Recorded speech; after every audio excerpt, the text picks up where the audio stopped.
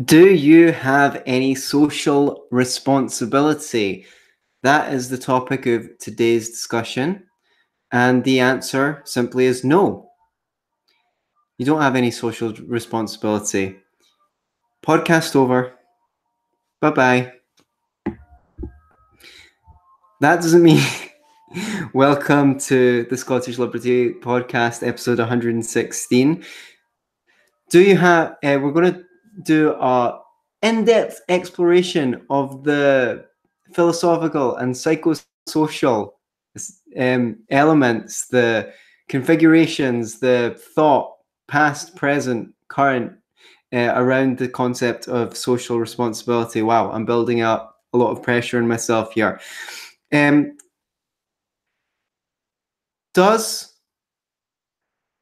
If I say that you don't have social responsibility, that doesn't mean that it's not good or favorable to help other people.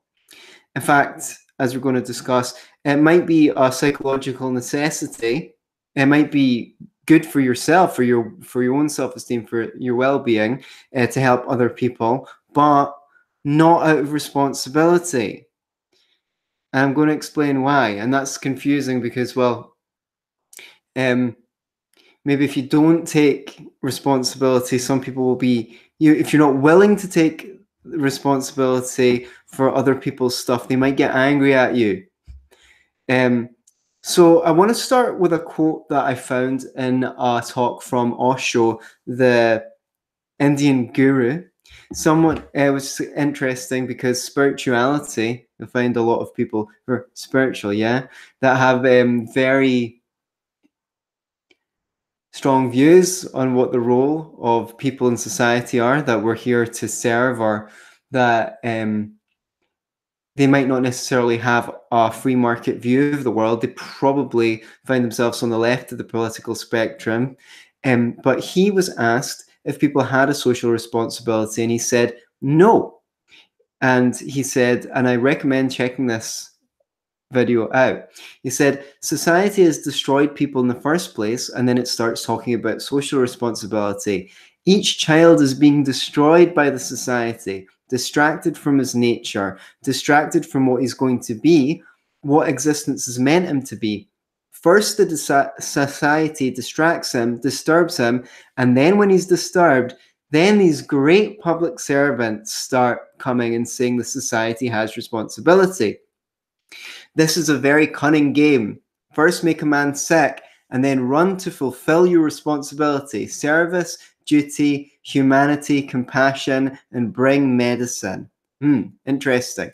Yes, and it is a question that's worth confronting, which is, given that this organism has the capacity above a certain age to be self-sufficient, to go out into the world and make means for providing for its physical needs, to catch food originally when we were hunter-gatherers, or to grow it during the agrarian period, and into contemporary times to go out and earn a living by voluntary exchange. You notice doing so is actually a social act.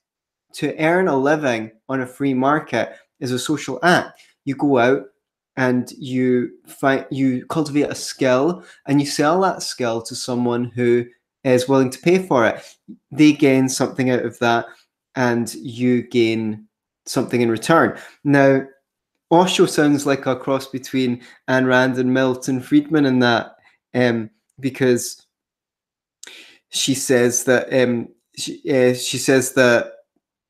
he says that society, basically that you don't have a responsibility as an individual to society. And he doesn't go as far as to say society doesn't exist, it's made up of us.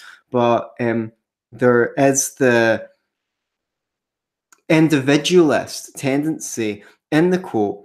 So there's obviously now the interesting thing is, you can't go on TV and say we don't have any social responsibility.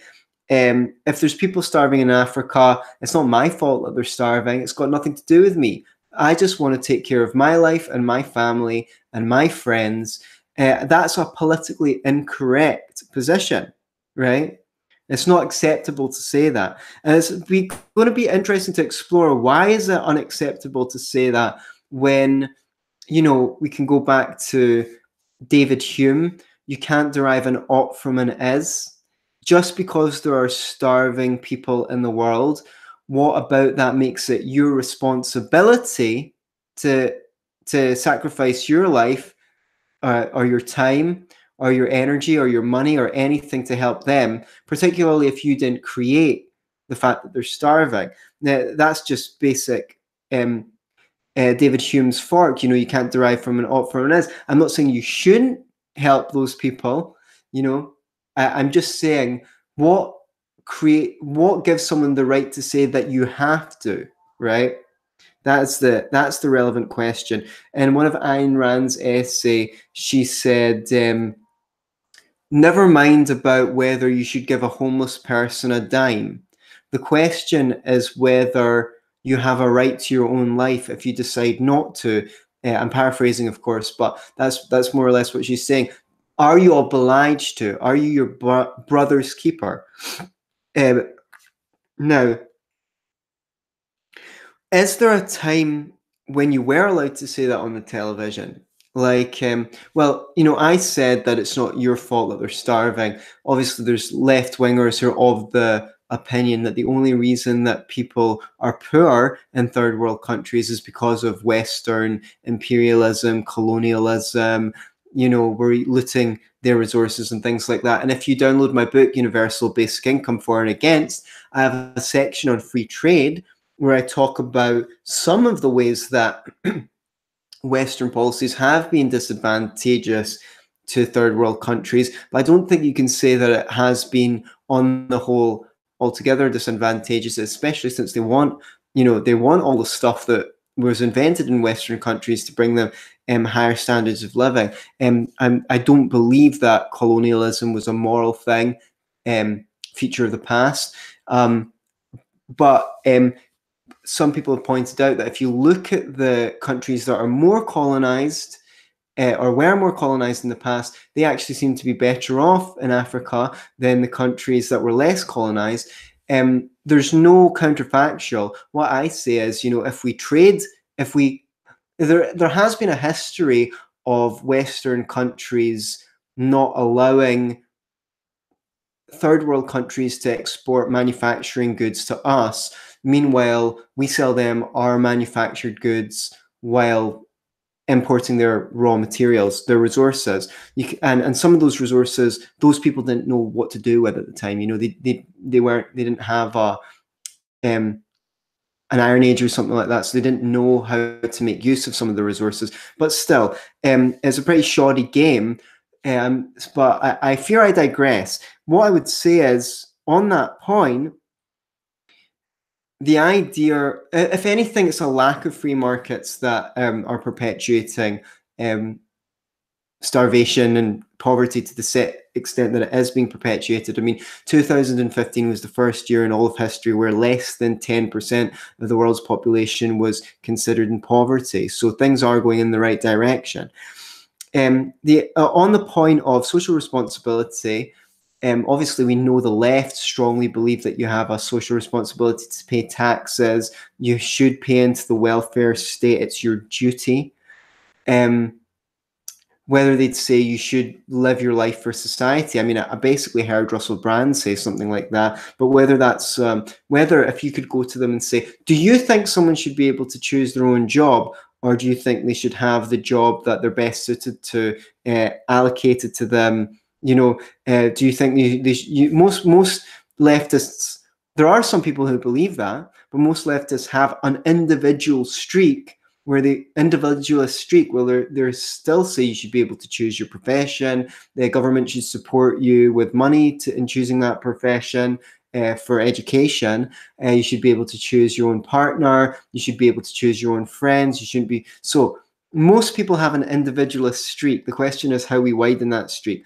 But what I want to say is that social responsibility isn't just a left-wing concept. If we go back to the idea of colonialism, on the right, it would have been white man's burden. We have to go abroad and tame these savages and teach them civilization.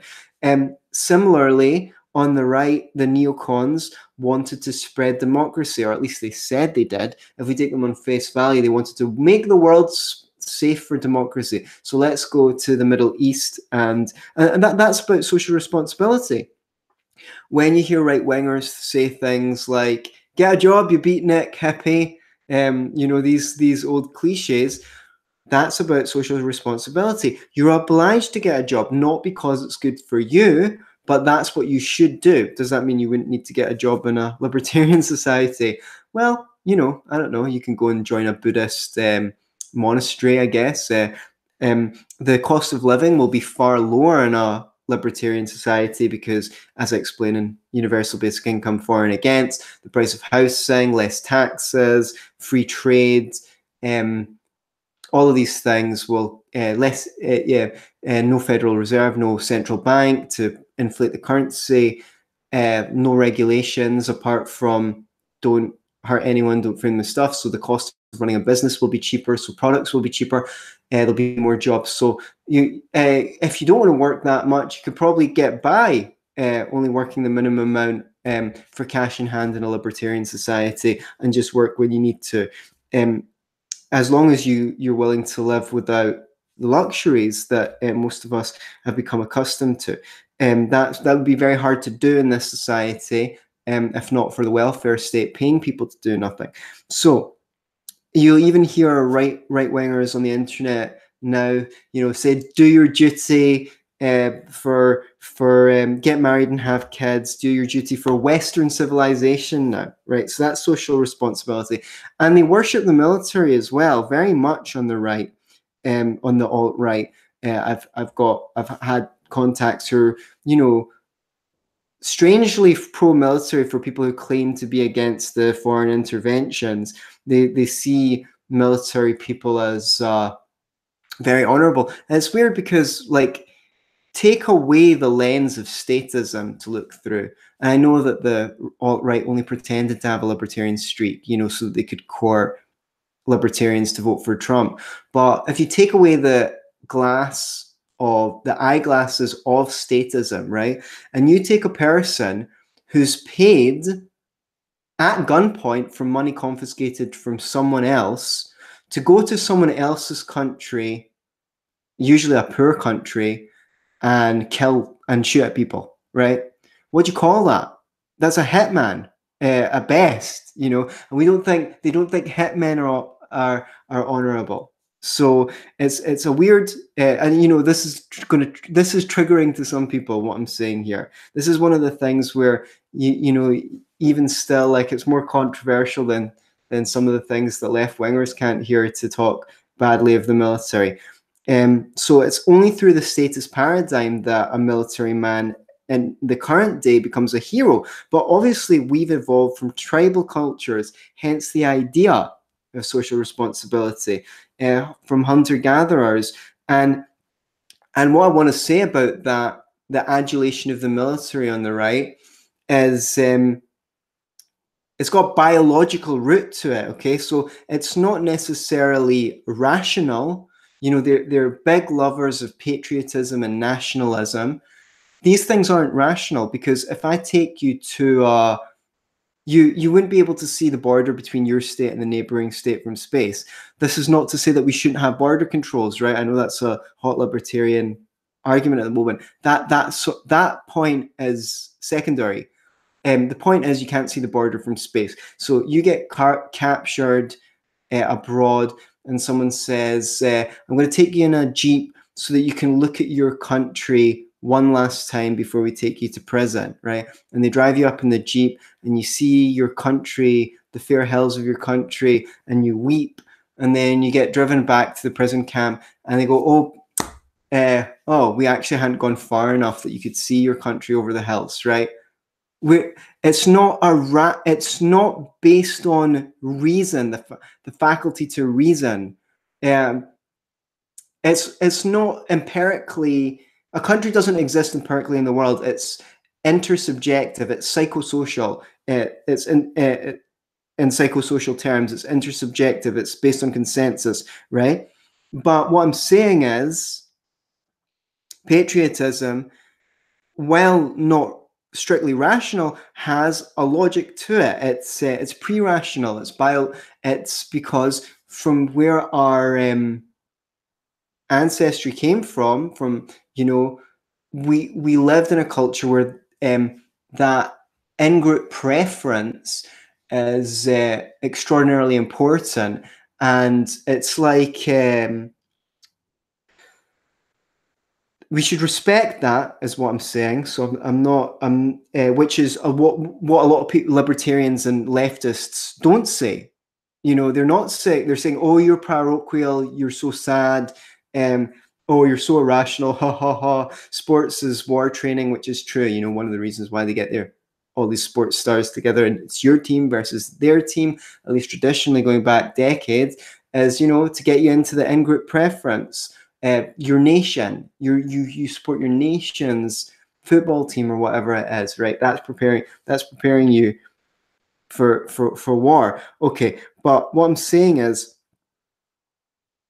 we should respect where this stuff came from, and because only when you respect it can you understand it.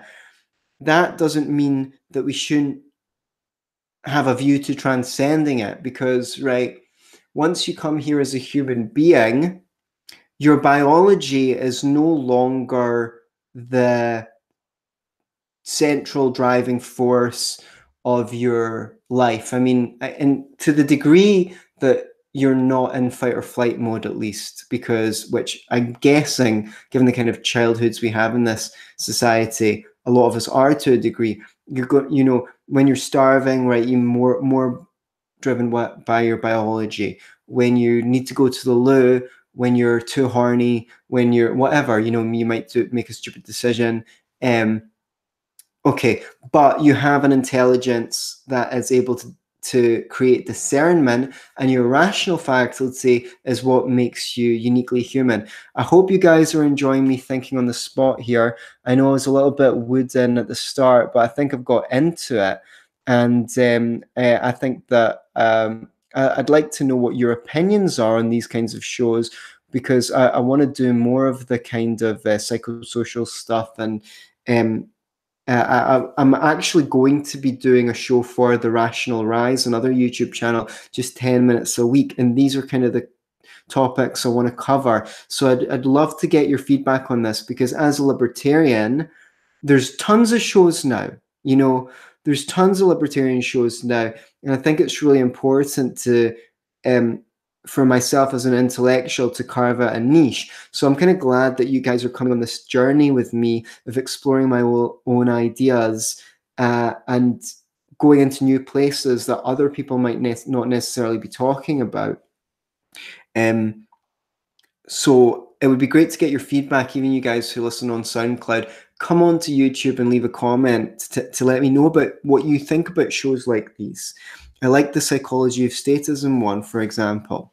So, okay, so we came from tribal cultures, and we've got a biology that's set up to accept the concept of social responsibility, which is probably why you sound incompassionate, even if you go on TV and say, well, Africa's problem and Europe's problem. And that's even collectivist. Even saying that is collectivist, right? It's seen as parochial. Now, I think it's parochial too, that's what I'm saying. But there needs to be a process of evolution of the mind, of the human's capacity, because that's what history has been. If you look at acceptance for homosexuality, okay, in the ancient world that was normal, but it was actually usually pedestry, and that's not acceptable. We've got more consciousness for the individual, it would seem. People have romanticized views of pre-industrial revolution societies. People were all farming and they had community, and never mind that they were working over 60 hours a week on a farm, couldn't afford a musical instrument and stuff like that. Half their kids would die. any winter. You don't know if you're going to run out of food, if the harvest is bad, whatever. People have a romanticized view of that, but I'm not really sure if that was the reality. I think maybe in some ways people might have been happier just because A, they accepted it and they didn't look at other people who had more than them and think they could have it too, and B, they didn't have so many distractions like entertainment-wise, TV, laptops, internet, so that anytime you feel crappy, you just put a podcast on or watch something. Hi. And then you distract yourself from your emotions. So I guess maybe they just came to terms with what they were feeling, or, it was almost like you'd enter a vegetative, meditative state, doing the same thing day after day, farming. I don't know, I heard an intellectual say we don't actually know if we're any happier than we were, if people now are any happier than they were. If anyone's got any data on that, I don't know how you collect it. But the point is, the mind was relatively primitive and it was kitted out to do the kinds of things that were necessary to do to survive. And if you couldn't do those things, you'd basically die. So part of that was a strong in-group preference. So I guess if as libertarians we want to bust onto the scene and say, no, there's no social responsibility. One thing we need to do is create a compelling vision of what a society that's lost the idea of social responsibility looks like, right? You don't just want to strip something, go back and strip things away that have been here for hundreds of years or thousands of years and leave nothing in their place. That's what the Enlightenment did. And in many ways, I think the Enlightenment was a great thing, but it has got its dissidents who said, well, look, you fucked it up. You took away religion, which was people's source of morality, and you gave them nothing. You said that you were going to give them reason, but you didn't. And now we've got this postmodernism where anything goes. And I disagree that the left are postmodernists and believe that anything goes, because they've got very strong views about what's moral and what's not moral.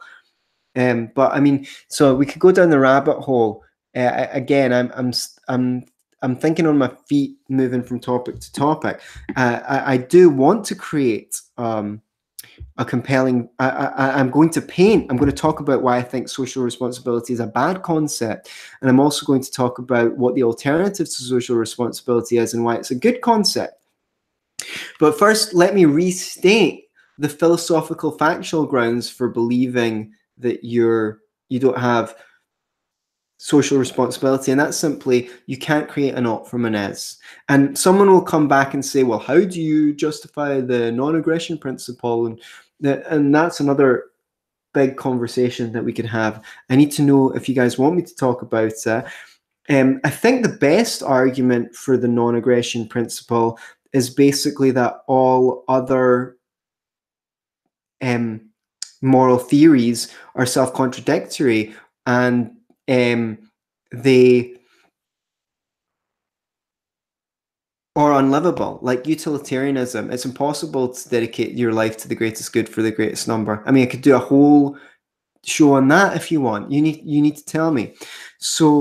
But otherwise, right? If you're going to create a moral system that says, well, you start with John Locke, right? John Locke went, well, people are much of a muchness. You guys are all pretty much the same. That's why you have the same rights. Now, you could then say, well, John Locke didn't know about psychopaths or something like that. And there's special occasions where people aren't much of a muchness, or like someone that's mentally retarded. Okay, fine. You can argue about that. That's fair. Those are fair arguments. Put them aside. The majority of us, well, we're much of a muchness. A person's much like another person. We have the same kind of capacities. One's taller, one's smaller, but we don't have qualitative differences. So therefore, there's no reason to think we would have different rights. Now, if you want to say this person because they're the state, they can tax you and take it from you and give it to them. Well, okay, but who's to say that that's the state rather than that? Who's to say that person's the state rather than that person? What puts them in that special category? And who says we can't all be states? I'm defining myself as the state, so now I'm allowed to tax, right? it makes no sense, right? So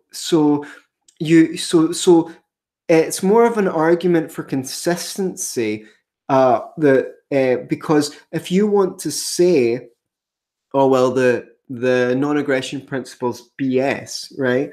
Then you have no right to demand property, the right not to be aggressed against yourself if someone wants to rape you or anything like that. If you say, well, I'm not going to be aggressed against, then you basically just universalize the principle. People are much of a muchness, right? So when you realize that basically the difference between positive and negative rights, like negative rights, don't do this to someone, like I've got the right not to be aggressed against, versus I've got the right to education, which I need to take something from someone else. You can go, well, look, we're all human beings. We all use means, human action. Human action is the use of scarce means to arrive at preferred ends, as Ludwig von Mises described it. So we're all human beings. We all want to substitute our current situation for one that is better than our current situation. And we do that through action, through using means to arrive at scarce ends. And there is a way for us to all use our limited means to arrive at preferred ends at the same time. And the way that we can do that is through respecting the non-aggression principle. So that's and someone could say, well, just because, just because that is true doesn't mean that you ought to. Okay, well, I'll have to come back to David Hume and come up with Ayn Rand's argument for that is pretty good, which he says that every fact itself, every is implies an ought. So if you're in any situation where you want to achieve some goal, then there is something that you ought to do in order to achieve that goal. And since you can't, I'm actually building on her. These aren't all the things they said. I would say, since you can't escape having goals, even if your goal is meditation to accept the present moment exactly as it is, you're still using the action of acceptance, right? So anyway, this isn't a lecture on moral philosophy, although I think I did a pretty good job, right? So what I'm saying is, as soon as you accept that that someone has a social responsibility, then you have the right to force them to do it, right? You have the right to force them to do something about their social responsibility, right? If you want to go up a mountain and become a Buddhist monk and just meditate for your whole life and create bliss inside, sorry, you can't do that. There's too much suffering in the world, and it's your job, it's your social responsibility to do something about it. And of course, in those meditative cultures, the first things they do is celibacy and all these things. Reason being they're going away from their society, and they don't want to lean on anyone emotionally or physiologically. So they just don't want to. They want to be the center of their own perception, and their intelligence point it inwards. So now, as soon as they need their wife around, or they're attached to their kids, and so there are too many entanglements, right? So you have a responsibility to your kids because that's chosen. You chose to have kids. However, you didn't choose to be born here in a society. So you don't have a responsibility to the society. And people say, well, the society provided you with roads. That's not really an argument. If I nick the neighbor's car and bring it around to your house and say, oh yeah, I brought you a new car, and then you go, I wasn't really wanting a car, but like you go, okay, well now you owe me something because I brought you the car. That argument doesn't work, So for any without the lens of statism, which we talked about before, which, as I've demonstrated, is not, states are merely intersubjective, and there's not really a justification for their existence. I mean, most philosophers, even political philosophers, will fall in pragmatism. I don't want to go on all of the arguments for the social contract because, you know, I'm already in half an hour, and I think Michael Humer's got a good video on it. You can check that one out. I don't want to best it. I don't think I can best it at the moment. So. Or they say, well, you went to government schools. Well, more's the pity, because if we come back to Osho's quote at the beginning, when he said the society destroys people, one of the first places it destroys people is school. You go to 11, 13 years of mandatory education. The only skills you learn that are transferable are reading, writing, and arithmetic, blatantly. They could have taught you to put up your shelves, to make stuff, to create all sorts of things, so that when you get out of school, you're used to learning how to create stuff, how to provide for other people, and then you can provide for yourself. Unfortunately, you can't even get a minimum wage job in many cases after this mandatory education system.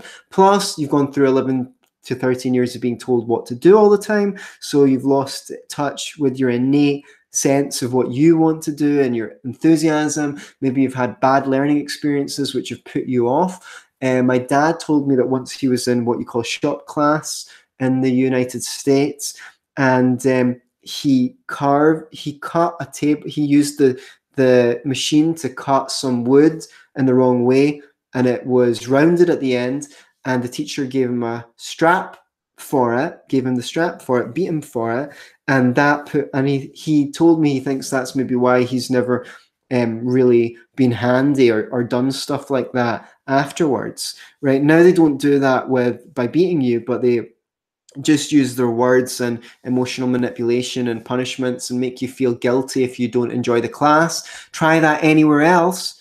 Try going to the theater and being given into trouble for not finding the play entertaining. It's their job to make the learning entertaining. They're the teachers, right? You're the service user.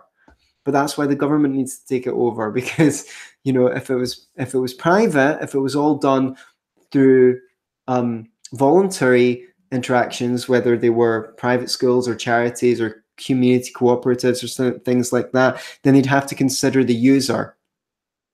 And even if people have wrong ideas of what education should be like, and they're sending their kids to bad schools because they think the old way is the good way, and they're getting a good education in the bad schools, it'll soon be obvious to everyone that the people who aren't going to the traditional schools have children that are much brighter, because, you know, their schools are teaching them the right way. So the truth will come out if you allow the free market to function, because the amazing thing about the free market is it's like the scientific method on a mass scale. Lots of things get to be tried out, and some things are wrong. But by the constant churning over of trying different things, everyone trying to outcompete everyone else to provide a good service, you arrive at the correct conclusions over time. And it could be this school's doing this well, and that school's doing that well, and a third school comes in and copies the best ideas of both of them. That's what would happen in a free market. So more's the pity that the state forces its shite services down your throat and then says you've got a social responsibility because, as Obama put it, you didn't build that. What would it mean to live in a world without social responsibility? Well, here's the scary thing. It means that society doesn't have any duty towards you either. And it's up to you to build connections with other people. And that means that you have to cultivate your qualities as a human being so that people want to be your friend or your partner. And it means that you have to cultivate your skills so that you can go out and provide value in the free market. The great thing is, without the welfare state paying people to be poor, people would actually feel a fire under their butt to actually have to do it, to actually have to do something with their lives.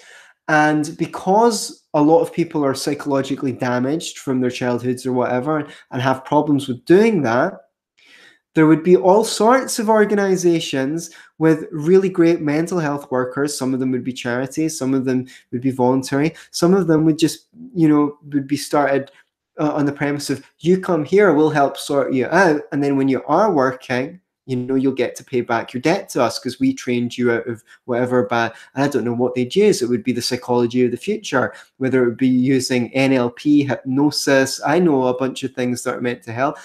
Trauma release exercises, EMDR, somatic experiencing. All of these things are in their infancy as well, I mean, this field of psychology is kind of in its infancy, but I think it's been retarded by the welfare state, because instead of creating the incentives in society, I mean, you don't want criminals in your society, which means that you can't have tons and tons of people who are completely useless and can't provide for themselves. So whatever was there instead of the police in a libertarian society or alongside the police, especially if it was private, right, you want to provide the best service at the best price. So you probably want to prevent crime rather than have to reimburse people because they got robbed, or pay out insurance because they got mugged and or had their house broken into or anything like that. So your best bet is to find out which populations are at the greatest risk and see if they can be treated.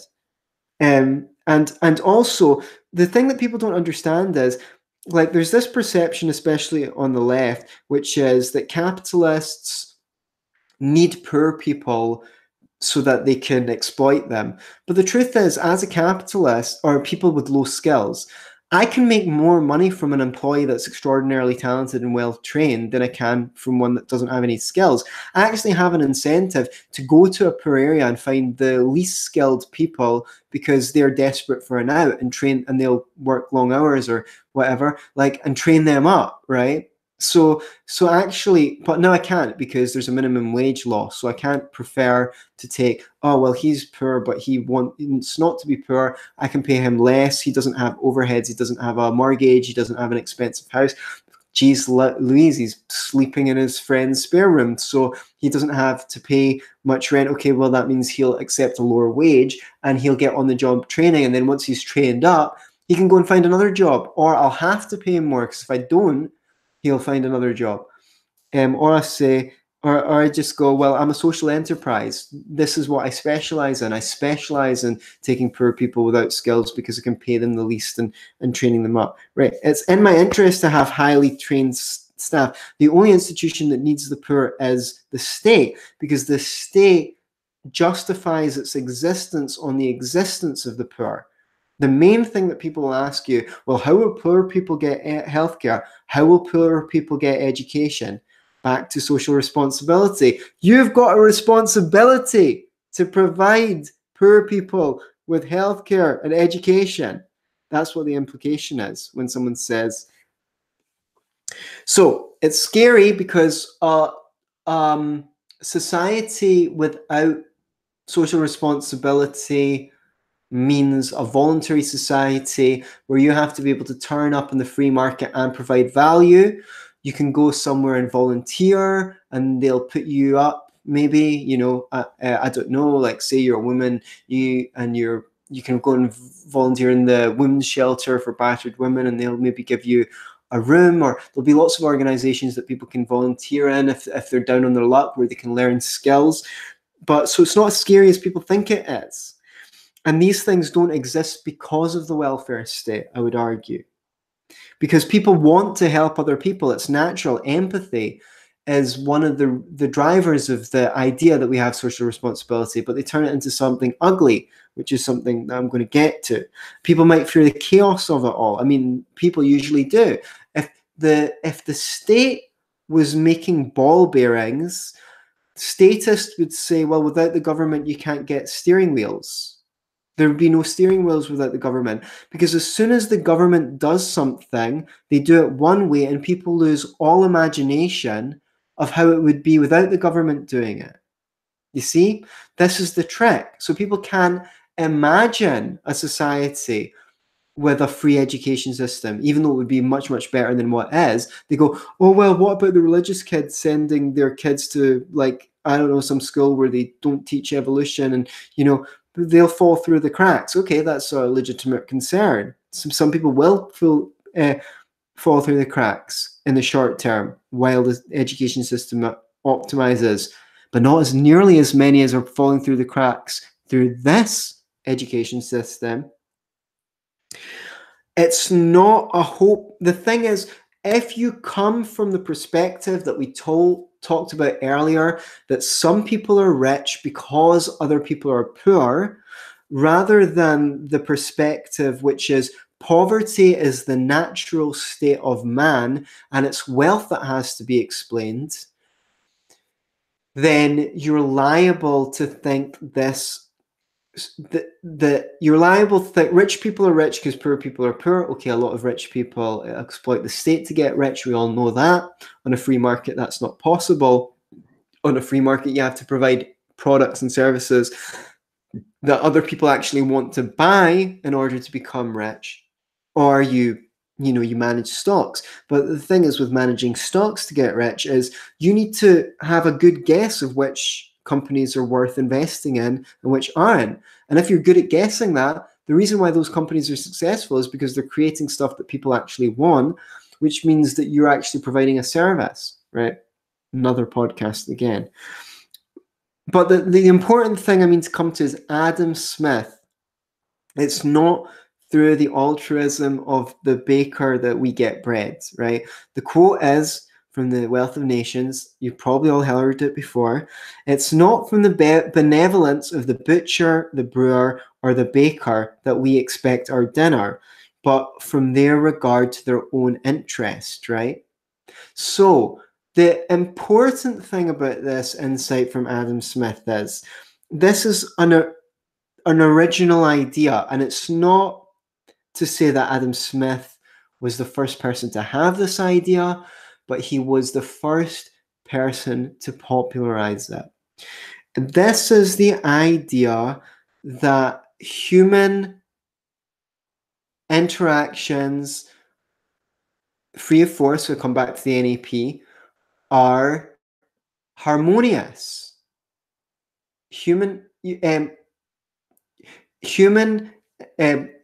When he died, Frederick Bastiat was writing a book called Economic Harmonies, a collection of essays, to demonstrate how interactions between humans were harmonious if they interact in a spirit as traders. As Ayn Rand said, people should interact with people with dignity and in the spirit of friendship or as traders. So this was an original. The prevailing notion was that if someone got rich, it was necessarily at the expense of others. Even Aristotle had that. The idea of the free market is, you've heard it before. I have a pen, you have a tie. We swap. We're both better off because I prefer the tie to the pen. You prefer the pen to the tie. Easy peasy, right? Some people. Then there's some arguments against that. Externalities, market failure. I explore them to a degree in another. Look, the best person on it is David Friedman. He's got YouTube videos on market failure, right? And there are plausible good arguments for why it's, even though it's, and I call it a group rationality failure. I didn't call it that first, which is that just because, like, let's say it's not just in the market, but let's just say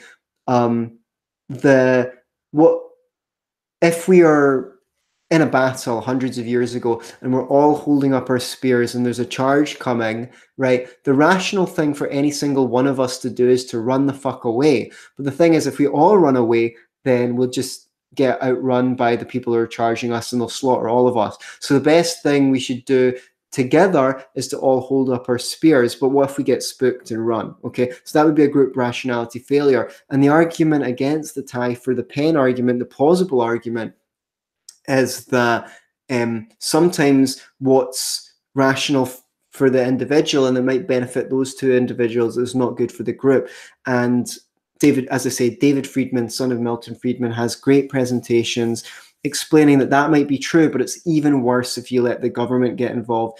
And another thing is that entrepreneurs are great at finding ways to internalize externalities, or to find ways to around those group rationality failures and make services out of them.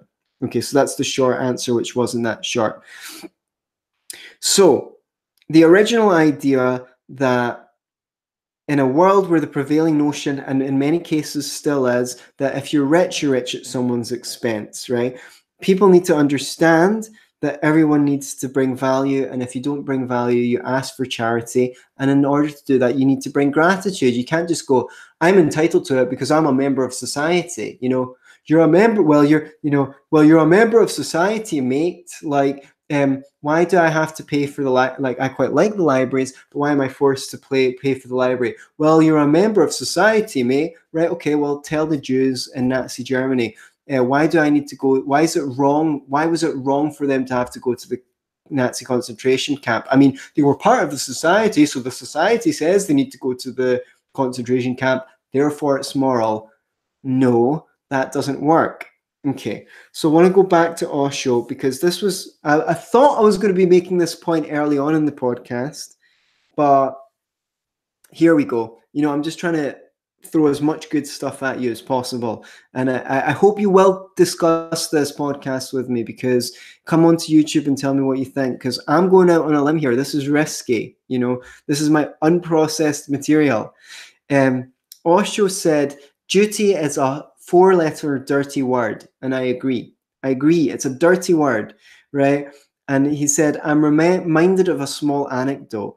One Hindu monk was traveling towards the highest Hindu sacred place, Badri Keshar in the Himalayas. It is a long journey, tedious, and just in front of him, a small girl, not more than 12 or 13 years old, was carrying a boy, fat and heavy. The sannyasin, who was too tired, and just when he was passing the girl, he said to her, "My daughter, you must be tired. You're carrying so much weight." And she got angry at him and she said, "Wait, you're carrying weight. This is my brother." Love is not a responsibility. Love is not a duty. Love is your joy. So out of your love, do whatever you can do, but not out of your Christianity, not out of your ideology, not out of a sense of responsibility. Otherwise, you will never be able to forgive your son, and you will never, and neither will your son be able to forgive you ever. And this reminds me of Jordan Peterson saying, "Don't let your children do anything that makes you hate them," or something like that. If you do it out of a sense of responsibility, saying you'll build that person. Duty is a 4-letter dirty word. Never do anything for the sake of duty, because you're doing it reluctantly, and whomsoever you are doing it for, you are humiliating. And this reminds me of one of my favorite books, one of the best self-help books ever written in terms of pragmatic value, Nonviolent Communication. He says, if you do something out of a sense of responsibility for someone, you'll build them afterwards. You'll resent them. It will poison. You should do it. You should find a way to converse with people in a way. And it's it's funny because a lot of the people into NVC are on the left, and they probably believe in social responsibility, but there's a very individualist streak to it in which it says your needs matter, and you shouldn't do things out of a sense of duty because you feel you have to. Nonviolent Communication, A Language of Life is the name of the book if you want to get it. So if you do things, basically what I'm trying to say is I think this idea, responsibility makes things ugly. Like if you had you were playing doubles in tennis and you pulled your hamstring, and you go to hospital and your partner comes in, your tennis partner, and says, "Well, you know, I didn't really want to come, but I felt as your friend and tennis partner, it was my responsibility. It was my duty to come in and see you in hospital." You wouldn't feel too great about that, right? Do I have, because I'm a good therapist, do I have a duty, a responsibility to counsel people? Now, if I started thinking, now I have often thought, I guess I still probably do psychologically think, which is interesting me that I have to do some good in the world. I mean, why else am I making this podcast? So maybe something for me to reflect on. But certainly, you know, if the state came along and said, right, we need all hands on deck, you're a therapist, you know, we're going to it's now your duty to treat these people. It's like, would I be able to bring the same passion to my work? So I think importantly, we go back to Adam Smith, and that's on the material level. We're saying humans can interact in a way that's mutually beneficial as traders. But psychologically, given that we come from roots that were inherently collectivist, and if you gain the disapproval of the tribe, you die. I mean, there are people who psychopaths, and there are people who don't seem to feel any responsibility on any level whatsoever. But most people, I believe, this is why I want to take away the idea of responsibility, because it's going back to Osho's idea of making a contribution from your heart, out of empathy, out of love, out of caringness, out of respect for other people's dignity and humanity. I think the removal of responsibility, of social responsibility, actually allows the flourishing of the desire to help without resentment. You know, people resent paying their taxes. People resent being made to share their toy with their little brother. I'm sure in the Soviet Union, people resented being given jobs. That's why they needed to create this fable of your love of, you know, your duty being for the state, to live for the state. And on the other hand, the right wing, when they had the draft, it was your duty to go into the army, and they needed to provide people with a psychological incentive to do these things that no one would want to do jobs that no one wanted to do, to go into the military and fight for their feudal lord or their king, right? So they created the psychology of social responsibility, of patriotism, of the afterlife. I'm not saying that to offend any religious people. For all I know, there is an afterlife. But what I'm saying is the idea of an afterlife has been used to manipulate people politically into doing things that they otherwise may not have wanted to do.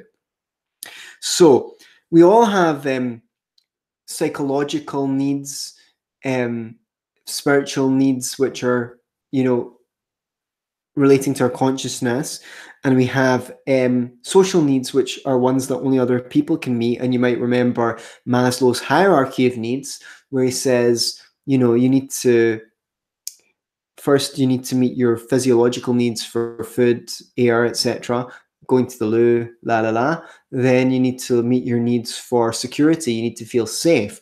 Once those two are met, then you start caring more about your other your creativity, self-actualization, helping others, and so forth.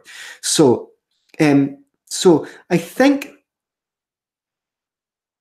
we should be aware, and it's important for us to libertarians to be making the case that, well, it's a spiritual need. Contribution is a need, but when that is forced on people, it becomes corrupted. And we want to build a voluntary society based on our humanity. And we know that when you force your sister to share, she hates her parents and she hates you for it, right? And we know we can get a deep psychological insight into society from just observing how humans interact on a day-to-day basis. And as libertarians, we want to say, you know, these are just the rules that everyone accepts in day-to-day life. You know, if you punch kick your friend, if you steal their stuff, if you fraud them, they're not going to want you as a friend.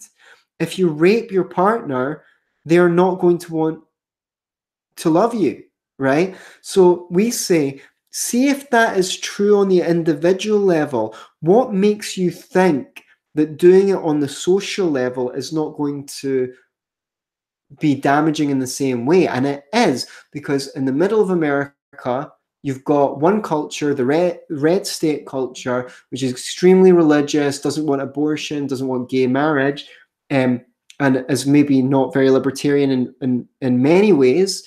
But in other ways, they want their own way of life, which they want their guns. They don't want their guns being taken away from them, etc. And then you've got the blue states who don't want to go to war in Iraq and Afghanistan, or at least didn't when Bush was in power.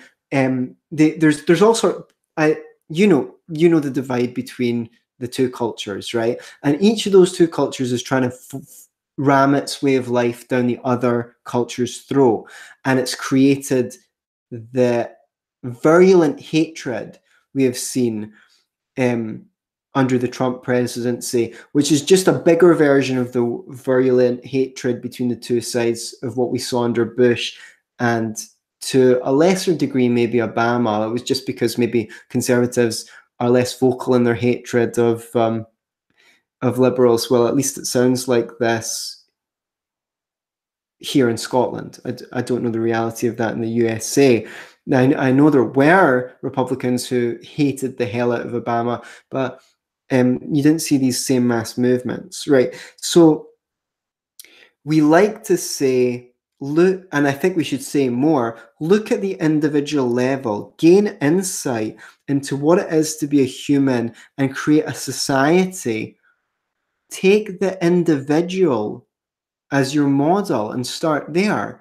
See what works, right? You and I, oh, we enjoy playing music together. Let's form a band. Oh, we'll need another musician. Let's get them. Oh, I want help with my coaching business. I'm not good at marketing. Wink, wink. Oh, you're a marketer, right? Let's form an organization, right? It's collectivism is a very compelling philosophy because it allows us to believe we can somehow make the world from the top down using our intelligence. But everything that is beautiful is created on the individual level by people grouping together, discovering how they can complement each other, friendships, romantic relationships, a family, a charity, a business, everything is built up by individuals. And then, maybe our business is going to 20, 30 people. That's seen as more impersonal. Now we're looking for someone to fulfill this job. Let's do job interviews. We need to find the right person. Okay, they seem to do. Okay, so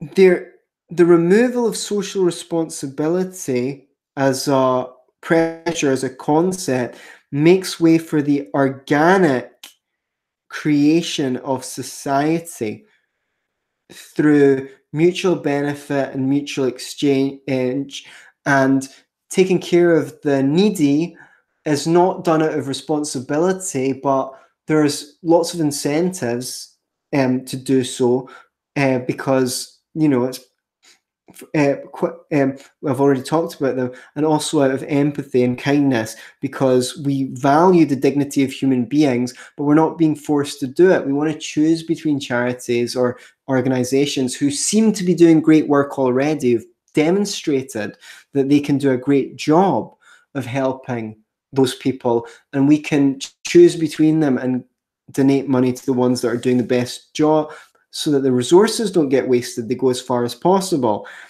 And I just think that, our needs met on the spiritual level as individuals coming together to form friendships, companionships in society. As we do so, the need to contribute is an innate need that is given expression in our relationships and extends out into the world when we have benign feelings towards others because we are treated with dignity as individuals. And of course, I should mention the extreme of self-neglect will put one in a position where they're in need. So I'm just saying, we've got these cliches in our society. If you're no good to yourself, you're no good to no one else. Put on your own oxygen mask first. And that's because, think of Jordan Peterson saying, learn to tidy your room, because then you learn to pay attention to things and you'll create something a bit more harmonious around you. And then as you get better at things like that, if someone in your family dies, then you'll be able to organize the funeral, right? At the individual level, developing our capacities, and the free market creates the conditions where people are incentivized to develop their capacities. They become more capable of serving one another and enrich themselves by doing so, because it's not through the benevolence of the baker that we get bread. So that's my bit. I just want to respond to comments. People are less socially responsible when they outsource it to the government. Absolutely, because everyone just goes, it's the government's job, it's not my job. Hitler says, any art that doesn't depict war or naked men is degenerate. I don't know if that's actually true, but if it is true, that's just my point well exemplified. Thank you for those comments, Adam Smasher. John George Stephen, how do you think that morality hole could be filled in the future? Something religion based? If so, can it be put back in now that it's out? Well, I think that religion is more an expression of psychological material that isn't fully digested into the rational form. So it's full of moral intuitions. And don't get me wrong, that can be more, as Jordan Peterson puts it, more true. Because the reason why it's more true in his way of putting it is because it's the sum of a lot of people's experiences. Like it's one of the reasons why religion has been such a powerful force throughout humanity, and I don't think it's stupid, is that because its resonance is pre-logical, and our pre-logical apparatus is far more ancient than our logical apparatus. So it's conveying something that feels desperately true on the emotional level, hence its appeal. I do think that morality should be based on reason and can be argued through reason, and I think it's like, see, when you have an intuition, right? You go, someone says, I can't think of an example, but what's this? And you just answer in a snap, and you give an answer, and they go, yeah, that's right. How you could have arrived at the same answer through logic, but that would be the long way around. You're using a different circuitry in your brain. So I think the same, there's moral intuitions in religion, and I think that definitely if we're going towards a secular society, the functions of religion in terms of giving you ways to deal with guilt and all sorts of, and to get community, they all need to be replaced. That was the arrogance of the Enlightenment, was not to show the value of religion. I think that obviously separation of church and state, people should be allowed to have any religion they want, but fundamentally people's moral principles are ingested from the society without reasoning. I think that they can be reasoned for, but I think the quickest answer to my question, the most direct answer, is that, coming back to the individual, you need to live ethically and morally, and demonstrate that is a value to yourself and other people, and be seen by the children to do that. Be a good example to children instead of bossing them around and things like that. Take an interest in them. Show yourself to be moral, and you lead by example. And when people are curious, you can talk about these kinds of ideas, the ideas of personal responsibility, individualism, and so forth. So that's the short answer. Excellent question, by the way. I mean, the fact that you'd ask someone like me to answer it is quite flattering, that you think I'd have an insight to an answer like that. And maybe it's worth maybe I should make it one of my shows for the mental state, for the rational rise, that very question. So Adam Smasher says, Rand was as good as anyone, don't necessarily need religion, just principle. That's his argument for that question. Yeah, and I definitely recommend Rand if you want to have a little chat with me on Facebook. She is so sharp. Like, even if you just watch some of her show appearances, when people ask her challenging questions or try and rile her up, her ability to think on her feet is amazing, and she really understands her own ideas. She knows her mind inside out. Not many of us have the capacity to just sit down and figure out, what do I really believe? What do I think inside and out? She really was one of a kind, and if people don't truly appreciate Rand, they need to get into it, man. I mean, like, you don't have to accept all her ideas. I certainly don't accept all her ideas, but just to understand her brilliance. I'm pretty sure she had some autism or Asperger's or something like that that gave her a particular kind of mind, and she wasn't a perfect person. She was, I think, susceptible to rages, and at the end she was running a cult, okay, but that doesn't mean that she didn't come to extraordinary insights. Even if you don't agree with everything that she said, there's so much to be learned from her way of thinking, and you can apply it to your own thinking. And one of the things I loved, I remember hearing Brandon make a presentation on one of her ideas, which was like, just on the personal level rather than the political level, where she was saying, this idea of I can do this bad thing because only I know. Like, how little do you have to love and admire yourself or care about yourself to go, well, it would be embarrassing if other people knew I did something wrong, but the fact that only I know makes it fine. I mean, if anything, you should be happier if other people know, um, if you didn't know, not that other people don't know, because it's beneath your dignity to act immorally. I'm paraphrasing, but she had so many powerful insights like that really gave me pause for thought. Who will build the steering wheel? I thought that was a good callback from Adam Smasher. So, to my steering wheel analogy. So let's see. Give me liberty, give me freedom. Not all the red state senates are like that. Hey, Scottish Liberty podcast. I know, but I'm talking in broad terms about the way that America has at least two cultures that are broadly trying to force their culture on one another.